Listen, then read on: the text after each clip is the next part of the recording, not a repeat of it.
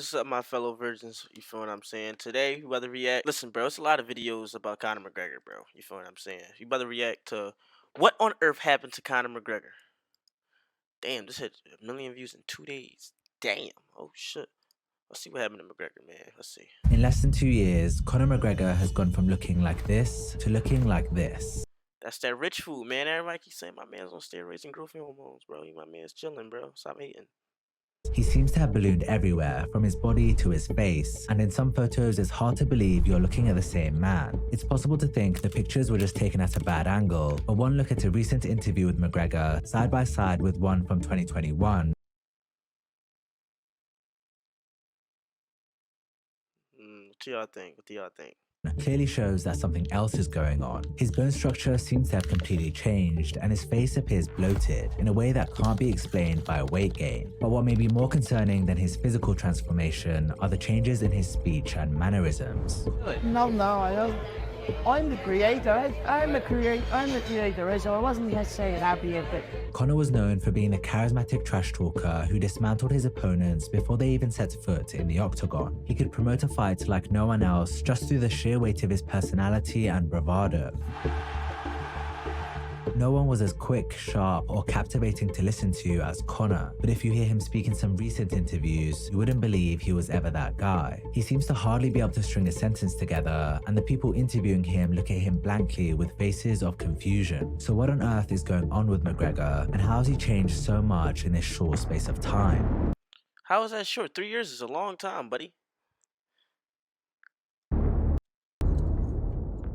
Everything traces back to the 10th of July 2021, when Conor entered the cage with Dustin Poirier for their trilogy fights. These two had a score to settle, and this was their day to do it. Of course. At this point, Conor was far from the fighter he once was, having lost some big fights and been very inactive in the preceding years, so a lot was riding on his performance. In the opening 2 minutes of the fight, we seemed to catch glimpses of the old Conor. He looked lighter on his feet, throwing more leg kicks and relying less on his boxing. But after the fight went to the ground in the second half of the first round, Poirier began to dominate. It looked like Conor survived after he got back to his feet in the closing seconds. However, this is where things took a gruesome turn after he stepped back on his left leg and it snapped. The injury was horrific, and Conor was wheeled out of the Man, that shit made me fucking mad watching that live. That shit really broke my heart.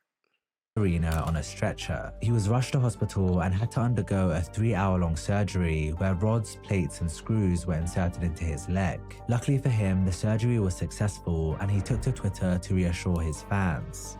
What's up, fight fans? The Notorious here, just out of the surgery room. Everything went to plan. Everything went perfect. I'm feeling tremendous. We got 6 weeks on a crutch now, and then we begin to build back. But his upbeat attitude simply wouldn't change the reality. He wouldn't be fighting again for a long time. We know just how brutal recovering from this type of injury can be, as Anderson Silva took over a year to recover after suffering a similar break back in 2013. The real question for me with Conor is what's going on with his leg. Yeah, he has like a titanium fucking plate in it now? Or? Yeah, his leg snapped in half. And no one, and I mean no one, in combat sports has had their leg snap in half and come back and been the same or better. Conor knew this, and there's no doubt his team would have suggested options for aiding and accelerating his recovery. Not long after his surgery, Conor quietly exited the US anti-doping agency testing pool, which all active UFC fighters are a part of.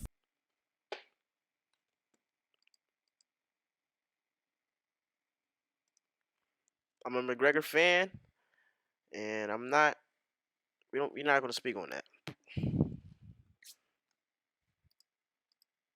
Without random drug tests to worry about, he was now free to take whatever substances he wanted, and it was around this time we started to see the first signs of physical changes in him. He began to take on a bulkier look with noticeable growth in his arms, neck, and traps, and what could also be seen was a largening of the face and arguably the hands. His skin began taking on a pinkish hue which he didn't have before, and his face developed a puffy, bloated appearance. Many simply attributed this to weight gain, but if you look at shirtless photos of him from around that time, it's evident he'd gained minimal body fat since his fight, yet he looked significantly bigger. His hair loss also appeared to be accelerating to the point that he decided to shave it all off. By December 2021, Conor had become an absolute unit, and it was becoming hard to believe he looked like this just 5 months prior. Come 2022, talks of Conor's return to the UFC began to surface, and with it came a ton of scrutiny around his new physique. News had come to light that Conor hadn't been tested by USADA since Q3 of 2021, resulting in multiple UFC fighters accusing him of taking steroids. Even Joe Rogan spoke out about it on his podcast, suggesting there wasn't a chance in hell that Conor was still natural. He looks like his piss would melt that USADA cup. Yeah. Like it would just like burn a hole right through the bottom of that USADA cup. Unsurprisingly, Conor didn't take this well, and he posted on Twitter mocking Joe, but at this point just about everyone believed that McGregor was on something. The true extent of his transformation was revealed in November 2022 when he decided to shave his beard off. Conor looked like a totally different person, and people took notice. What the hell did I miss? You look totally different. Who the fuck is that guy? That dude ate Conor. His face looked abnormally big with a clear buildup of soft tissue around the jaw and cheeks, and his hands looked like a pair of oven mitts. This, along with the fact that he'd gained a large amount of lean mass and was still getting bigger, left almost no doubt he was using. But the question was, what exactly had Conor been taking? Well, over roughly the same period of time as Conor's transformation, we've seen a similar transformation in Why they trying to say my man taking shit, bro? Hey, say if like he really naturally just did that. Zac Efron. In April 2021, Zac shocked the world after a clip of him looking completely different went viral. Like Conor, his jaw area had enlarged and he developed an overall fuller, more bloated face. In some photos, you could also see his skin taking on a more pinkish tone, just like Conor's. Many speculated that he'd had plastic surgery, but Zac didn't address his transformation until the following year, when he explained the changes in his face were caused by an accident he had at home. Apparently, he was running through his house, slipped, and badly hurt his chin. If that's the direction that it was going, maybe if he it's was time gonna get plastic surgery, he wouldn't get that. Come on. You got a good job, man. No, I'm kidding. Oh my god. You're just stirring the pot. No, it was funny. It sucked. I almost died, But his accident occurred all the way back in 2013, which makes his story hard to believe. He said the reason his jaw only began to grow in 2021 was because he took a break from rehab. And while this may be true, there's also another reason he could have experienced these changes. In 2022, pictures surfaced of Zac on the set of his new movie where he plays the pro wrestler Kevin Von Erich. The photos raised a lot of eyebrows because he suddenly looked much bigger than ever before, and he developed a bubble gut, which is a clear sign of drug use. He was looking more like the Liver King than Zac Efron, and we know just how many drugs the Liver King is on. One of these drugs is what many are speculating that both Conor and Zac are taking: human growth hormone. Human growth hormone can cause various changes in physical appearance, such as enlarged hands and feet, enlarged facial features, and coarse, oily, thickened skin. These changes can be seen in someone like Joe Rogan, who's admitted to using human growth hormone in the past, and there are numerous public figures that have been linked to the drug that have undergone similar rapid transformations. Many of the physical changes associated with human growth hormone use are visible in Conor, and we see the same in Zac. You might wonder why anyone would take this stuff given the potential side effects, but for Conor, it served a very specific purpose. From legal protection to tax advantages, Delaware is the most business-friendly state in the nation, but you still need to make sure Human growth hormone is known to speed up injury recovery by accelerating the repair of bones and even muscle tissue, and this is exactly what Conor was after following his leg break in 2021. This explains why he left the USADA testing pool, as human growth hormone is on their list of prohibited substances. With that being said, it's unlikely human growth hormone is the only drug he's taking, as I think this nigga cracking the code, bro.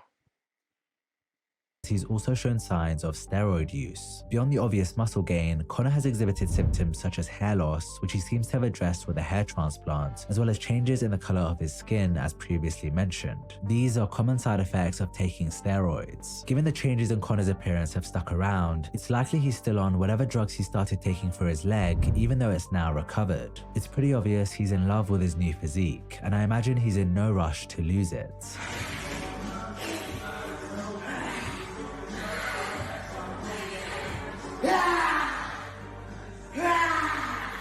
Taking these drugs can't be good for him, but at this point, they're just one of multiple things deteriorating his health. We're all aware of Conor's insane career in the UFC and just how dominant a force he was at his peak. He's produced some of the most iconic moments in UFC history, and he was the first ever fighter to become a two-division champion simultaneously. However, even though this is extremely impressive, there are fighters who have done this since that don't have the same fame and notoriety as McGregor. This is because Conor had something that separated him from everyone else. He was gifted on the mic. I've spent a lot of time, Joe, slating everybody in the company.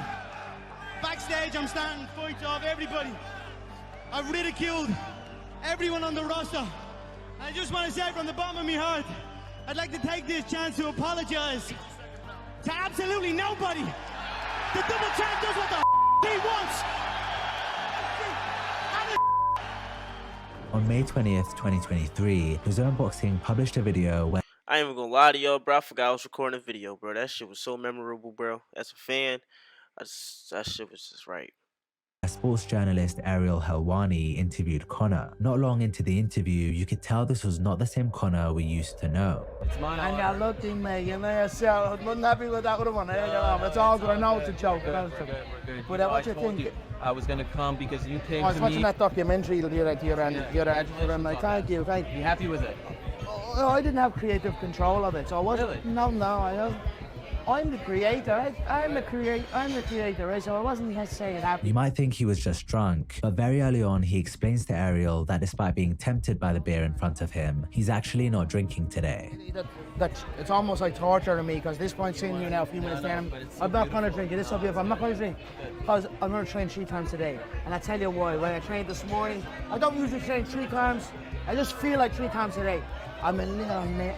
It's just a big fight tomorrow for KV, and Throughout the whole interview, he was extremely difficult to understand, and he was constantly licking his lips, which is a telltale sign of cocaine use. Ariel was clearly struggling to get a word in as Conor kept rambling at 100 miles an hour. This is called a cafecito. Okay. So when I went to Miami, I went to the mayor of Miami's office. They gave me the beating city of Miami. The mayor gives me this coffee. It was called a cafecito. It's Cuban coffee. It's unbelievable.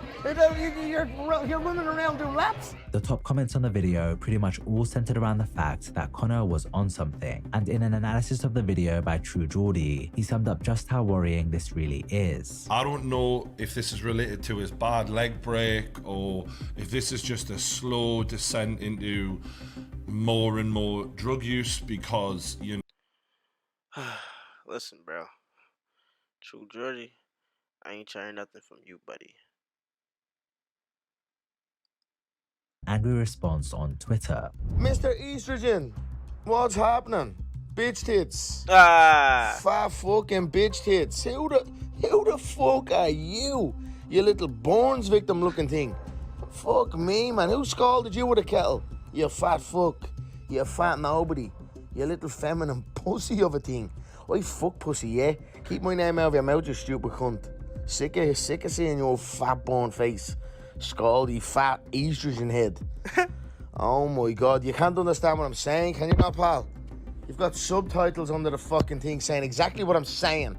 So what are you saying, you little fat no-name? But all the insults in the world wouldn't change the facts. True Geordie had a point. Since his injury, Conor has been partying more than ever, and with that has come a significant amount of drinking and seemingly drug use. This, coupled with his apparent use of growth hormones and steroids, has no doubt taken a toll on his health. But even though he's been living a lifestyle far removed from that of a professional fighter, Conor intends to make a return to the octagon later this year. At the moment, he's rumored to be fighting Michael Chandler at UFC 296 in December, but it remains to be seen whether this will actually go through. USADA requires fighters to be in their testing pool for 6 months with 2 clean tests before they're cleared to fight. So unless Conor gets an exemption, the fight will likely be delayed to 2024, if it happens at all. Even if it does, I can't help but wonder if McGregor will be much competition after everything he's put his body through over the past 2 years.